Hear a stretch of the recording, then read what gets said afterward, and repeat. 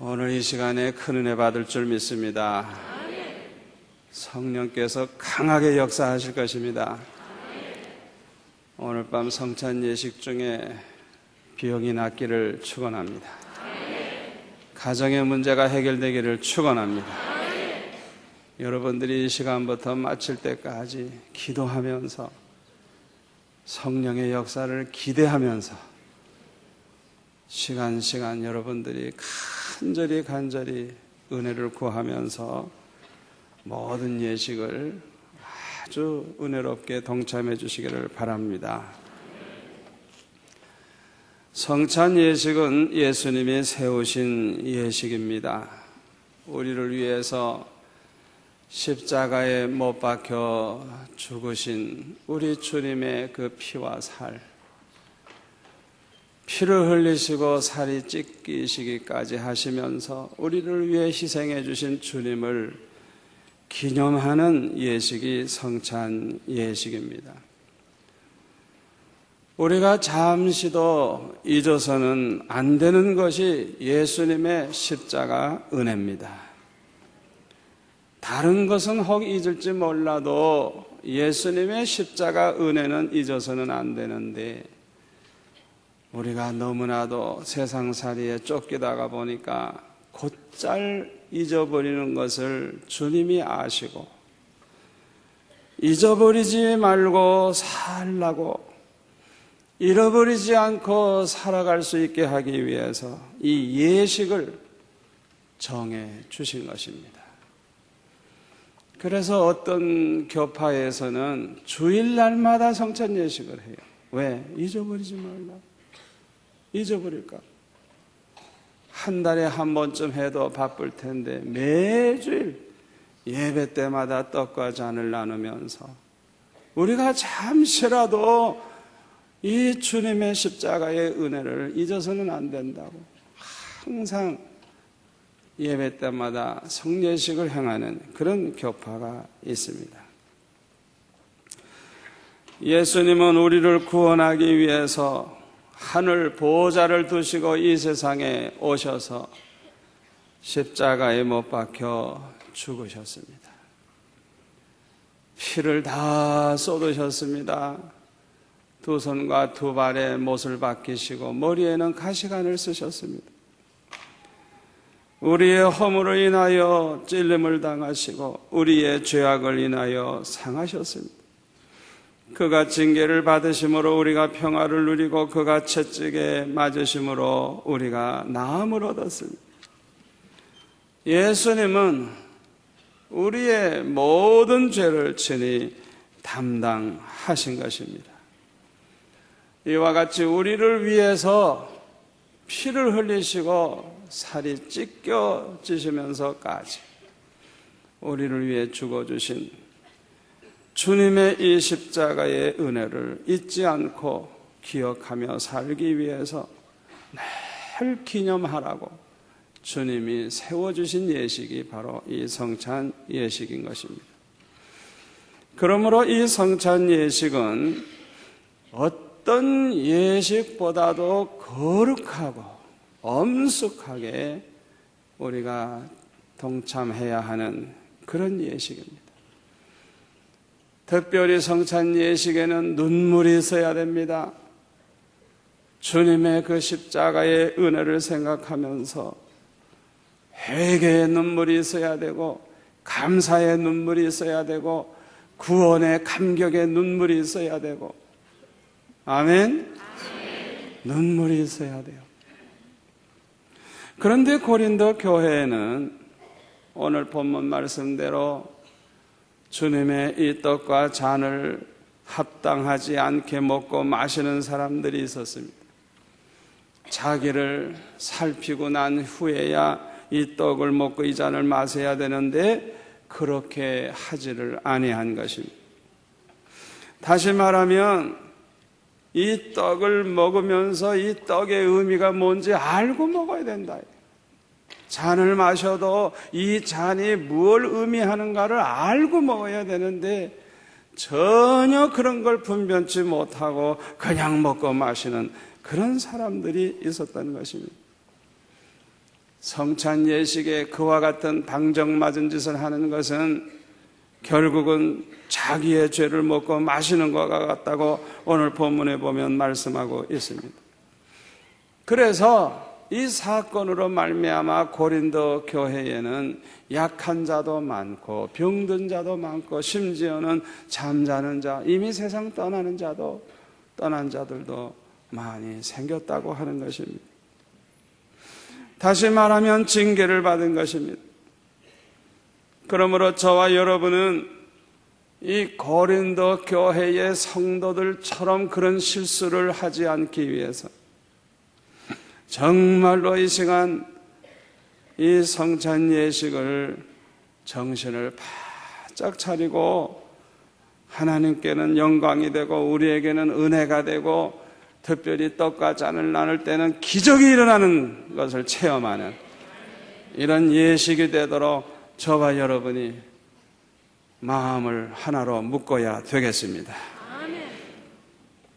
첫째로 우리가 받아먹는 이 떡과 잔이 무엇을 의미하는가를 똑바로 알고 먹어야 하겠습니다.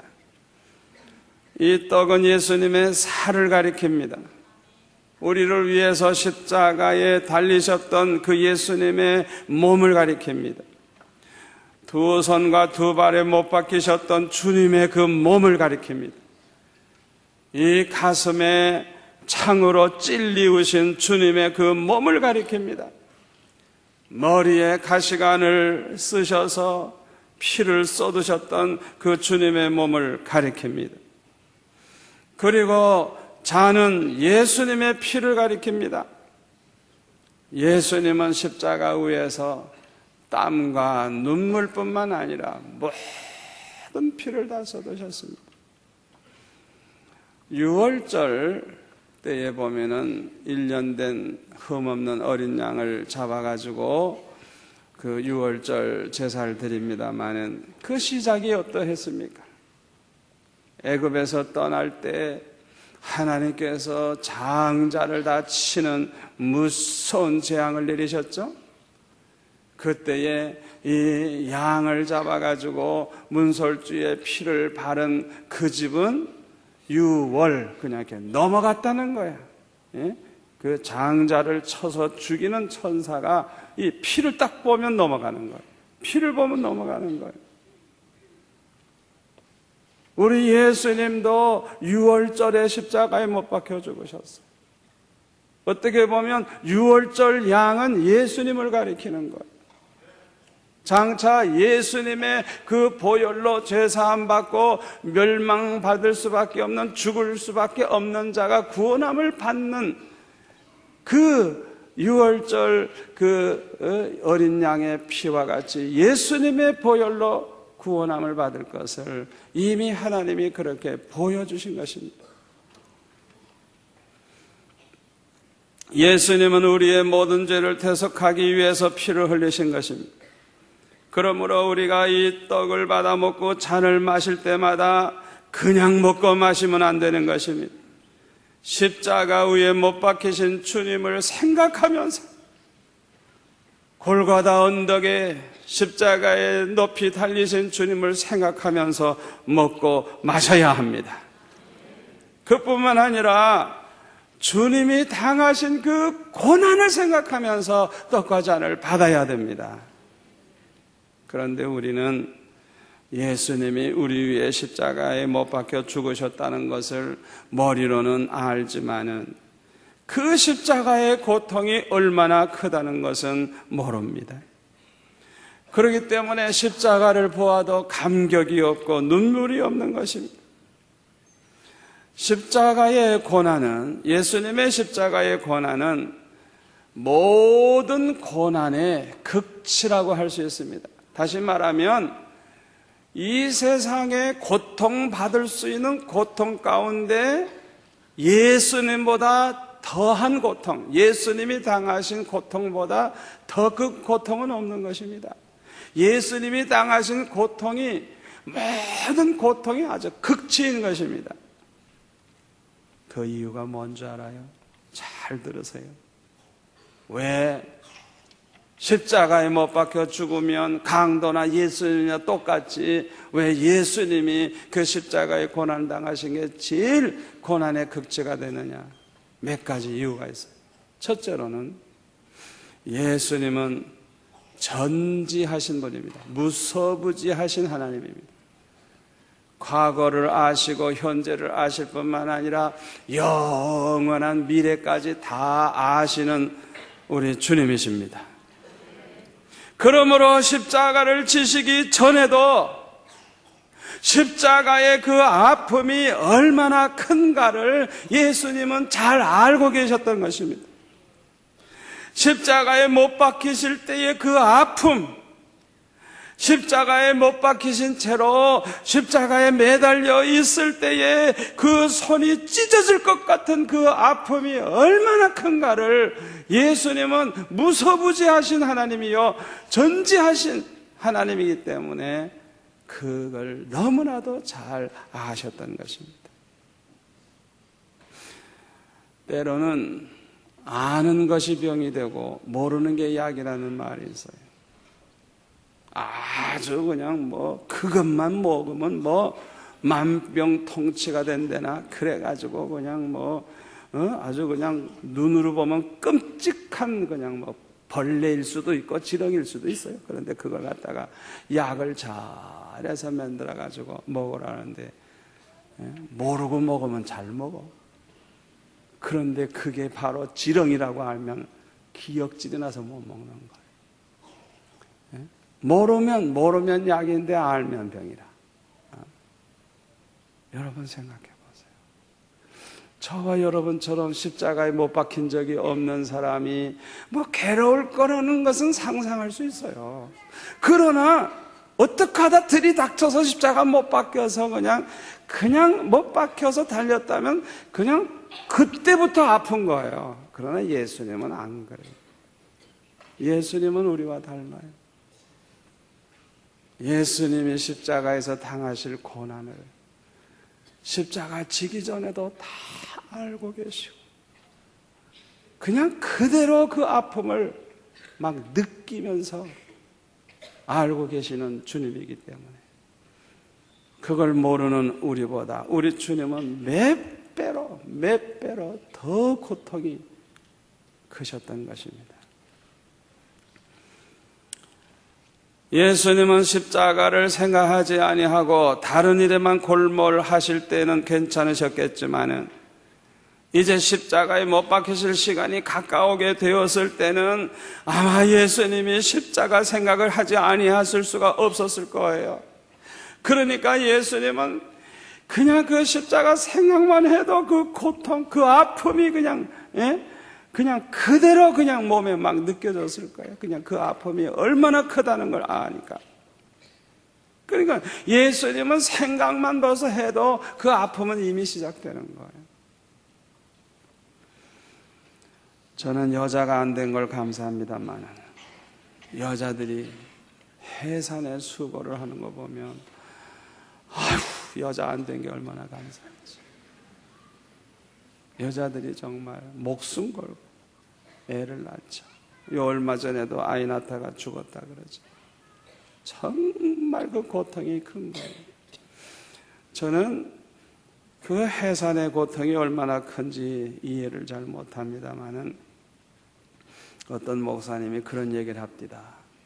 사모님이 첫 아이 임신을 했는데 퇴행금지 시간이 있는 때인데 이제 첫 아이를 이제 낳게 된 거예요. 그런데 밤 12시가 넘은 거예요. 그러니까 어떡합니까? 그냥 사모님을 그냥 업고 가까운 아무 병이라도 간다고 말이지. 그러다가 이제 문을 두들겨도 그렇게 안 열어주더래요. 안 열어주더래요. 그래가지고 그냥 너무 급하니까 그냥 병원 문 때려 부실 심정으로 그냥 얼마나 그냥 문을 세게 두들겼든지 간호사 하나가 자다가 깨가지고 눈을 비비면서 잠도 못 자게 한다고 이러고 이제 와서 문을 열어주더래. 그래가지고 그냥 아프다고 아우성치는 사모님을 업고 병원에 들어가서 침대에 누웠더니 간호사가 그러더래요. 여기 천장에 등 몇 개인지 보여요? 그랬더니 예, 몇 개예요? 이랬더니 그럼 아직 멀었어. 그러고 들어가 자버리더래요.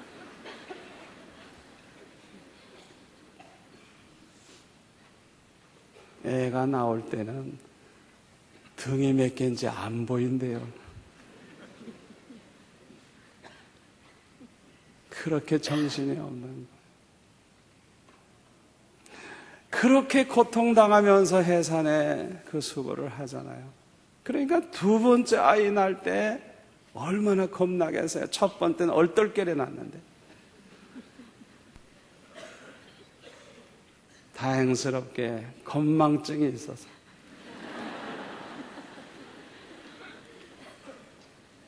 잊어버리고 또 낳겠죠.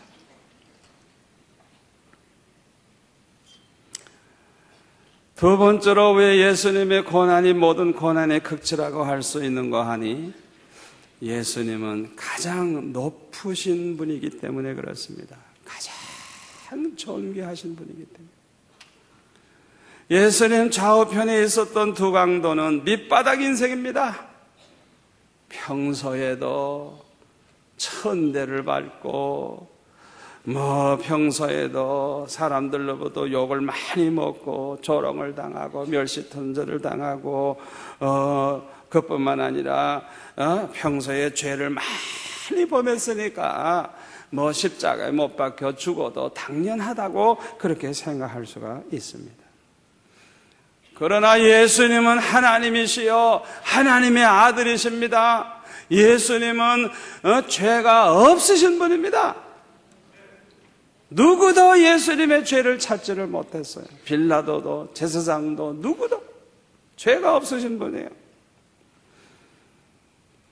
그렇게 존귀하신 주님이 죄인들에게 침뱉음을 당하고 죄인들에게 조롱을 당하고 죄인들에게 얻어터지시고 죄인들의 손에 매를 맞으시고 채찍질을 당하시고 십자가에 못 박혀 죽으셨으니 그 고통이 얼마나 크셨겠습니까?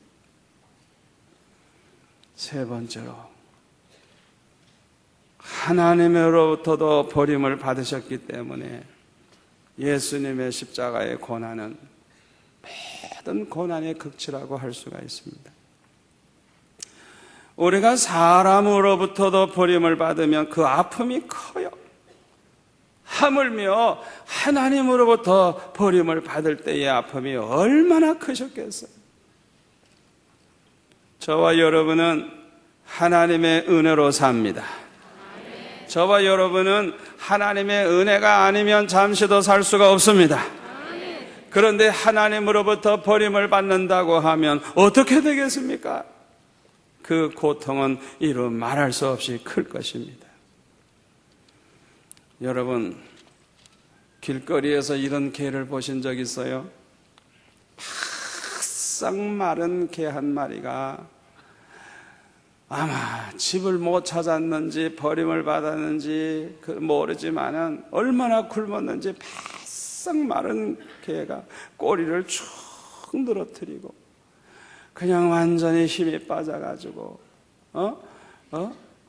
갈 바를 알지 못하고 방황하는 그 개.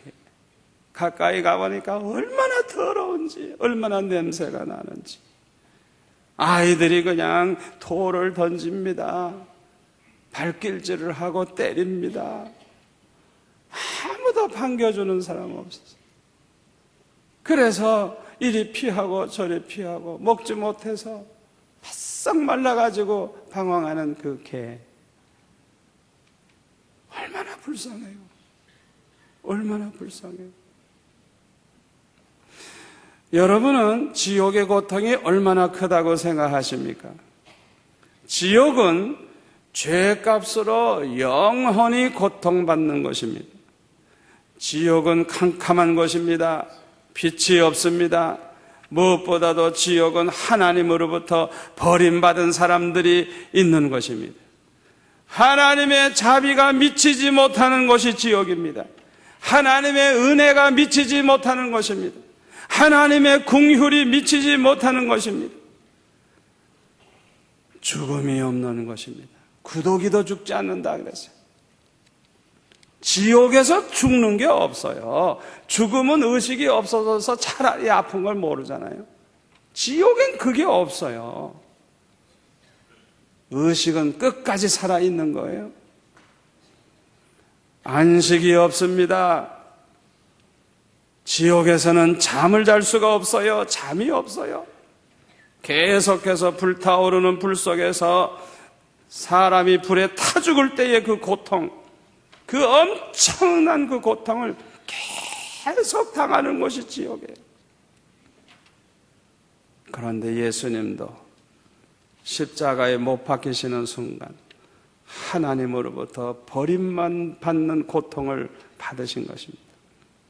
그 시간이 얼마나 기간이 됐는지 전 모르겠어요. 그때 주님은 엘리 엘리 라마 사박다니, 나의 하나님 나의 하나님 어찌하여 나를 버리셨나이까. 하나님께서 한순간이지만 버리시는 그 순간에 몸부림치시는 그 주님의 모습을 우리가 상상해 볼 수가 있는 것입니다. 우리는 죄값으로 영원히 지옥의 고통을 받아야 할 죄인입니다. 그런데 예수님의 십자가 공로로 죄사함을 받았습니다. 예수님의 십자가 공로로 의롭다함을 받았습니다. 지옥의 형벌에서 구원을 얻었습니다. 그런데 우리는 주님의 십자가의 사랑과 은혜를 모르고 살 때가 얼마나 많습니까? 사복음에 보면 예수님께서 십자가에 못 박히신 것은 금요일 날 오전 9시였어요. 6시간 만에 주님이 운명하셨어요. 이 금요일은 그날 저녁부터 6월절이 시작되는 금요일입니다. 그런데 예수님은 하루 전날, 즉 목요일 날 밤에 제자들과 함께 마지막 만찬을 마가의 다락방에서 가지셨던 것입니다. 그때 예수님은 먼저 떡을 가지시고 축사하신 후에 떼어주시면서 이것은 너희를 위하는 내 몸이니 이것을 행하여 나를 기념하라 하시고, 식후에 또 잔을 가지시고 말씀하시기를 이 잔은 내 피로 세운 새 언약이니 이것을 행하여 마실 때마다 나를 기념하라 말씀을 하셨습니다. 목적이 어디 있느냐 하면 예수님이 우리 위해서 십자가 지셨다는 것을 잊지 않게 하기 위해서인 것입니다. 또 하나는 예수님이 재림하시는 그날까지 예수님이 우리 죄를 대속하기 위해서 십자가에 못 박혀 죽으셨다는 이 사실을 온 세상에 전하게 하기 위해서, 우리 주님이 이 예식을 행하신 것입니다.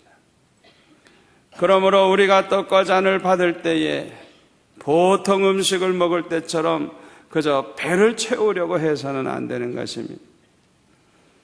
우리 죄를 대속하기 위해서 두 손과 두 발의 못을 박히시고 피와 땀과 눈물을 쏟으신 주님을 생각하면서 떡과 잔을 받아야 할 줄로 믿습니다.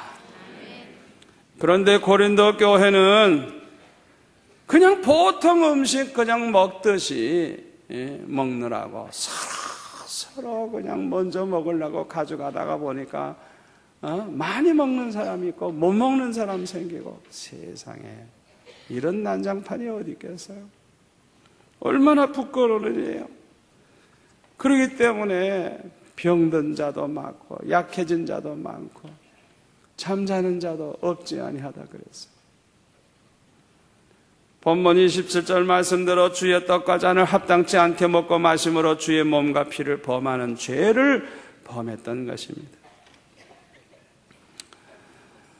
저와 여러분이 고린도 교회 교인들과 같이 되지 않게 위해서는 우리 자신을 살피고 그 후에 이 떡과 잔을 먹어야 되겠습니다. 우리가 떡과 잔을 받기 전에 먼저 자신에게 스스로 물어보아야 할 것이 있습니다. 나는 정말 예수님이 그리스도시여 살아계신 하나님의 아들이심을 믿는 사람인가? 자기 스스로에게 물어보시기 바랍니다. 오직 예수님의 십자가 공로로만 죄사함 받고 의롭다함을 받을 수 있다는 것을 나는 정말 믿는가? 물어보시기를 바랍니다. 이제라도 예수님 앞에 모든 죄를 회개하고 용서함 받기를 원하는 마음이 있는가? 스스로 물어보시기를 바랍니다. 아직까지도 끊어버리지 않고 있는 죄가 있는지 자기 스스로 살펴보시기를 바랍니다. 우리가 죄를 자백하고 시인했다고 해서 회개한 거 아닙니다. 여러분 잘 들으세요. 용서해 주세요. 내가 도둑질했는데 용서해 주세요. 그리고 회개했다 그래요. 문제는 그 사람이 금방 또 도둑질 또 해요. 그 회개한 거 아니에요. 참 회개는 반드시 열매가 있어요. 그 사람이 회개한 증거가 있단 말이에요. 회개에 합당한 열매가 회개한 자에게는 증거로 나타나는 것입니다. 참 회개한 사람에게는 회개의 눈물이 있습니다. 뉘우침이 있습니다. 죄에 대한 아픔이 있습니다. 죄를 미워하는 마음이 있습니다. 심지어는 범죄한 자기 자신을 생각해 보면 얼마나 미운지, 내가 왜 그렇게 못된 짓을 하고, 왜 내가 그렇게 더러운 짓을 하고, 내가 왜 그런 짓을 했을까? 죄를 보면 자기 자신이 막 미워져요. 이럴 때에 성령의 은혜가 임합니다. 그리고 주님께 감사하는 마음이 막 생겨납니다. 주님을 사랑하는 마음이 생겨납니다. 주님을 위해 살고 싶은 마음이 생겨납니다. 그리고 거룩하게 살 수 있는 이 경건의 능력이 그 안에 임합니다. 그래서 변하여 새 사람이 되는 거예요. 말하는 게 달라져요. 행동이 달라져요. 삶이 달라져요. 이게 열매예요, 열매. 이게 회개의 열매예요. 예수님과 함께 최후의 만찬에 참석했던 가룟 유다는 끝까지 회개하지 아니했어요. 이 가룟 유다는 지금까지 은 30냥을 받고 예수님을 팔아 넘기기로 대제사장과 약속을 해서 언약을 했어요. 그래서 기회만 노리고 있는 거예요. 내가 어떤 찬스가 오면 이 예수님을 넘길까? 지금 그 기회를 지금 노리고 있어요. 이 사실을 다른 사람은 몰라도 예수님은 다 알고 계셨어요. 그래서 마태복음 26장 20절에 보면 예수님이 이렇게 말씀하십니다. 내가 진실로 너에게 이르노니 너희 중에 한 사람이 나를 팔리라. 갑자기 말씀하시니까 제자들이 다 근심하면서 주여 내니까 물었어요. 그때 예수님 말씀하시기를 나와 함께 그릇에 손을 넣는 그가 나를 팔리라. 인자는 자기에게 대하여 기록된 대로 가거니와 인자를 파는 그 사람에게는 화가 있으리로다. 그 사람은 차라리 나지 아니하였다면 제게 좋을 뻔하였느니라. 예수를 파는 가룟 유다가 대답하기를 랍비요 내니까. 주님 대답하시기를 네가 말하였도다. 분명히 주님이 말씀하셨어요. 마지막 회개할 기회를 주시는 바로 그 시간이었던 것입니다.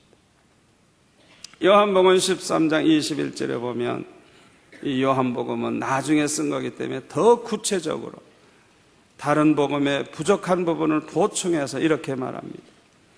내가 진실로 너에게 이르노니 너희 중 하나가 나를 팔리라 말씀하시니까 제자들이 서로 얼굴을 쳐다보면서 이거 누구에 대해서 말씀하는 거지? 하고 서로 의심을 했대요. 그때 예수님의 품에 이렇게 기대고 있었던 요한이가 이렇게 누워 있는 걸 베드로가 보고 눈짓으로 머리짓으로 야야야야야 선생님에게 물어봐, 누군지 물어봐, 이렇게 이제 사인을 줬어요. 그랬더니 이 요한이가 물어봅니다. 주여 누굽니까? 하고 이제 물어봤어요. 그랬더니 내가 이 한 조각을 찍어다 주는 자가 바로 그니라 말씀하시면서 한 조각의 떡을 떼다가 가룟 유다에게 주셨어요. 조각을 받은 후에 곧 사탄이 그 속에 들어간지라. 그 순간에 아이고 주님 내 비밀을 다 아셨군요, 잘못했습니다 하고 회개할 수 있는 그런 기회죠. 해결 안 하니까 어떤 현상이 생겨요? 그 시간에 사탄이 들어간다. 여러분, 회개할 기회를 주셨을 때 회개하면 성령이 임하지만 회개하지 않으면 사탄이 들어가 가지고 더 강팍해진다는 사실을 기억하시기를 바랍니다. 아멘. 그걸 하셔야 돼요. 회개할 기회를 줄 때 회개하면 살아요. 회개하면 은혜 받아요. 아멘. 그런데 회개할 기회를 주셔도 회개하지 않으면 사탄이 들어간다고요. 더 고약한 인간이 되는 거예요. 더 악해지는 거예요. 그래서 예수님 뭐라 그랬어요? 네 하는 일을 속히 하라. 제자들은 무슨 소리인지 모르죠. 네 하는 일을 속히 하라. 이러한 가룟 유다가 떡과 잔을 받아 먹었는데 그게 무슨 의미가 있어요? 무슨 의미가 있어요? 그런 가룟 유다가 떡과 잔을 아무리 받아 먹으면 무슨 의미가 있어요? 아무 의미가 없어요. 그는 전혀 믿음이 없었어요. 회개가 없었어요. 그래서 결국 비참한 종말을 고하게 된 것입니다. 저와 여러분 오늘 밤에 떡과 잔을 받아 먹을 때 나 자신이 어떤 상태인지 살피고 떡과 잔을 받아야 되는 것입니다. 세 번째로, 진심으로 감사하는 마음으로 떡과 잔을 받아야 하겠습니다. 그가 찔림은 우리의 허물을 인하며 그가 상함은 우리의 죄악을 인함이라. 그가 징계를 받음으로 우리가 평화를 누리고 그가 채찍에 맞음으로 우리가 나음을 입었도다. 우리는 예수님의 십자가 공로로 죄사함을 얻게 됐습니다. 십자가 공로로 율법의 저주에서 속량함을 받았습니다. 예수님의 십자가 공로로 영생 복락을 누리게 되었습니다. 그런데 어떻게 감사하는 마음 없이 떡과 잔을 받을 수가 있겠습니까? 여러분, 언제나 하나님 앞에 감사할 때 우선 말로 감사하시기 바랍니다. 아버지 감사해요, 감사해요. 말로 감사하세요. 또 찬양으로 감사하시기 바랍니다. 찬양으로. 또 우리가 글로도 감사할 수 있어요. 글로. 가장 중요한 것은 우리 마음이, 진심으로 감사하는 마음이 있어야 되는 것입니다. 언제나 이 마음은 어떻게 되느냐? 보물이 있는 곳에 마음이 있다 그래서 내 마음의 표현을 가장 잘해주는 게 물질의 표현입니다. 부자들은 많은 것 중에 적은 걸 드렸어요.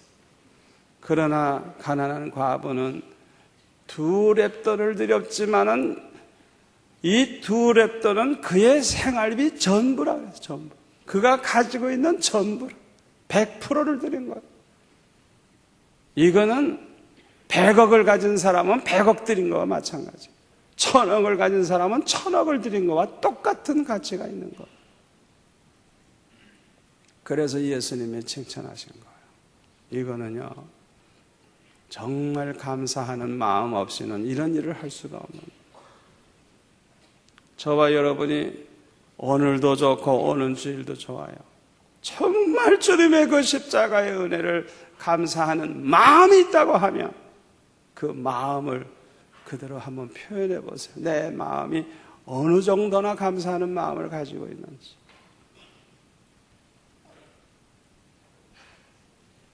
이거는 정직한 겁니다. 속일 수가 없습니다. 네 번째로 새로운 결심을 하면서 떡과 잔을 받아야 하겠습니다. 오늘부터는 바르게 살겠습니다. 오늘부터는 성경을 꼭 읽겠습니다. 오늘부터는 주의를 지키겠습니다. 오늘부터는 11조를 철저히 하고 다시는 11조 도덕질 절대로 하지 않겠습니다. 오늘부터는 형제를 사랑하겠습니다. 오늘부터는 하나님께 영광 돌리는 일에 앞장서겠습니다. 오늘부터는 늘 감사 생활을 하겠습니다.